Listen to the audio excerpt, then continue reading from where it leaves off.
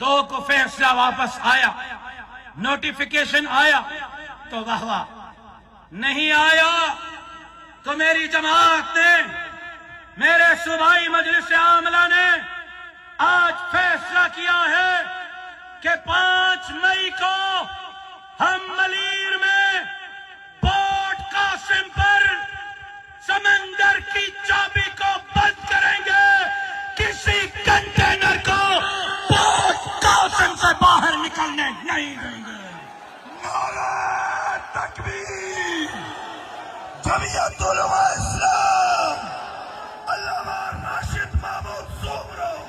اور 2 مئی تک نوٹیفیکیشن واپس لو، ورنہ 6 مئی کو کراچی پورٹ پر احتجاجی دھرنا لگا کر کراچی پورٹ کو بند کریں گے، کنٹینر کو کسی کو پنجاب میں داخل نہیں ہونے دیں گے۔